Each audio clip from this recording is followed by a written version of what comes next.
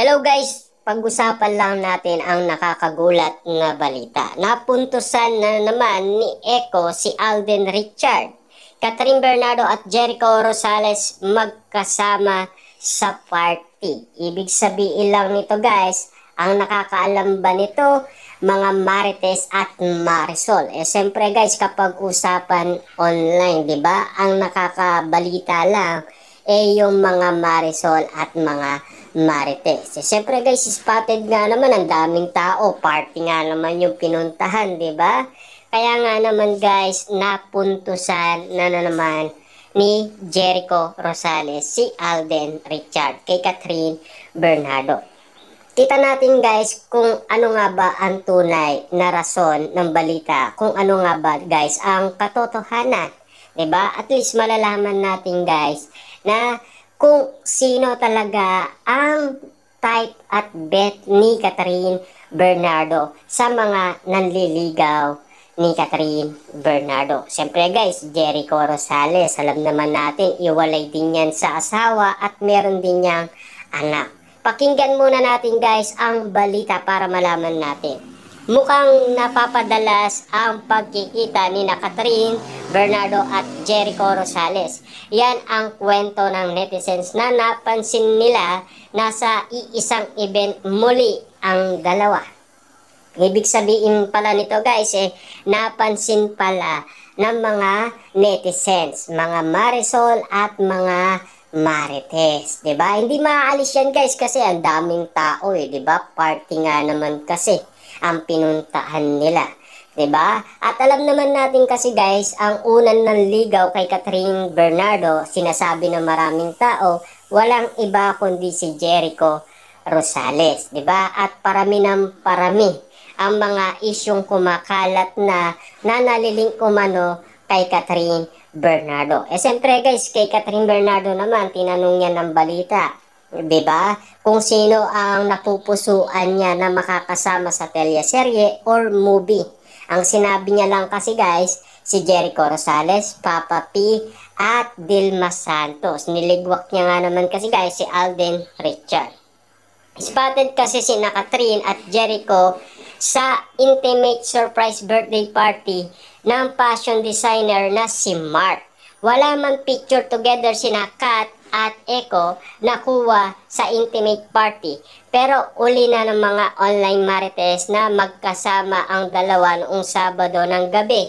Kahit bawal ang cellphone sa intimate event ay marami pa rin photos and video ang naglabasan na kuha sa nasabing okasyon. Wow, grabe guys ha. Bawal lang nga naman kasi ang cellphone. Pero nailabas pa rin guys ng mga Marites at mga Marisol. Siyempre guys, famous Catherine Bernardo, 'di ba? Pinagkakaguluan sa social media guys, pinagpepestaan, pinag-uusapan pa, 'di ba? Kaya nga naman hindi posible guys kuhanan siya ng mga Marites at Marisol, 'di ba? Siyempre guys, ganyan ka-famous sa social media, hindi mo siya kukuhanan ng litrato, 'di ba? Siyempre guys, issue at intriga na naman yan. Kaya napuntusan na naman daw ni Eco si Alden Richard, 'di ba? Grabe nga naman guys yung napuntusan, 'di ba? Naani mo talaga guys, banat talaga guys no? Para kay Alden Richard. Pero yung mga ganyang bagay guys, wala yan, 'di ba? Na kay Catherine Bernardo pa rin guys ang desisyon. Unang pinusuan at trending sa X ang picture ni Catherine Bernardo kasama ang kaibigan fashion designer na si Sara Labati. Ka-join ni Catherine na pumunta sa nasabing event ang kanyang non-showbiz BFF na si Trina. Pero hindi nakawala sa mga matatalas na mata ng mga netizens ang photo kung saan napansin nila na nasa likod ng celebrator ang aktor. Ayan guys no, grabe nga naman kasi guys ang nasabing balita. At syempre guys, nakakagulat nga naman kasi na napakinggan natin guys na napuntusan na naman ni Jericho Rosales si Alden Richard. Pero, sino nga ba talaga guys ang bet ni Catherine Bernardo? Na alam naman natin guys na kay Catherine Bernardo ang desisyon at nasa kanyang pamilya. Kung sino man guys ang nagugustuhan nila para sa kanilang anak at kapatid. Na animo guys, kitang-kita naman natin sa may Ayala Mall sa kanilang mall tour na inaalagaan pa ang pamangkin ni Catherine Bernardo at lalong-lalo na guys, siyempre, updated nga naman guys sa Instagram ni Mami Min Bernardo na botong-boto na siya kay Alden Richard. Ayon sa mga Marites at Marisol, 'di ba? Siyempre guys, makakawala ba ang mga matang lawin sa mga ina-update guys ng iba't ibang mga celebrity, diba? Siyempre guys, matatalas nga naman ang mga mata. Kaya naman guys, kitang-kita na natin na unang pinusuan sa trending sa X na dating Twitter. Ayan guys, pinicturan si Catherine Bernardo kasama ang kaibigan na fashion designer na si Sara Labati. Siyempre guys, tignan nyo bawal na yung cellphone. Bawal kumuha ng video at picture, pero nailabas pa rin nila yung video at photo.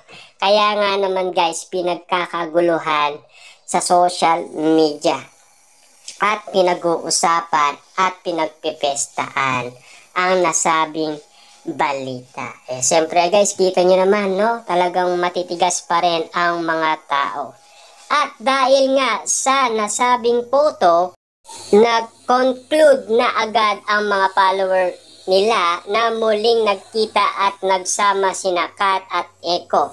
Siyempre pa, kilig-kiligan na naman ang mga nananalig na totoong nanliligaw ang aktor sa ex-girlfriend ni Daniel Padilla. Dedma sila sa mga nasabi ni Eko na hindi pa ito ready magmahal muli. Ibig sabihin guys, inamin pala ni Eko na hindi pa siya ready magmahal muli. Siyempre guys, alam naman natin kakaiwalay lang niya sa kanyang asawa tapos biglaan na lang siyang magmamahal muli. Parang hindi niya na nirespeto umano ang kanyang asawa. Diba? Siyempre guys, respetuin niya yan. Diba? Siyempre guys, alam naman natin ang Marisol at mga Marites na nag-a-update umano patungkol umano sa mga nangyayaring kaganapan guys kapag nakakita sila ng mga artista. Alam naman natin guys, di ba? Talagang trending na trending niya, pinagkakaguluhan niya, pinagpipestahan niya at pinag-uusapan, di ba? Siyempre guys, laman yan ng mga social media platform. Bawal na nga yung cellphone, di ba? Pero meron pang nailabas na photos at video. At least nalalaman natin guys ang mga kadahilanan kung ano ang mga nangyayari noon. At kung bakit nga naman guys tumutol na si Jericho Rosales na ayaw niya pang umibig muli. Ito ay galing na rin guys kay Jericho Rosales, diba? At least wala silang masabi, at least nasabi na ni Jericho Rosales ang kanyang gustong opinion. Maraming kasing fans ang Asia Phenomenon Superstar na boto kay Eko. Mas bet nila ito kesa kay Alden Richard. Muli nga raw nakapunto si Jericho against Alden. May ganun talaga, kaloka ang fans ha. Bawat kilos talaga ng mga idolo nila, meron silang istorya at komento. Siyempre guys, ganun talaga, hindi nating mawawala yan, di ba? Kanya-kanyang kagustuhan yan kung sino ang bet nila. Siyempre, doon sila kasi nga sinasabi kasi nila na brusko nga naman kasi guys ang inahanap ni Catherine Bernardo.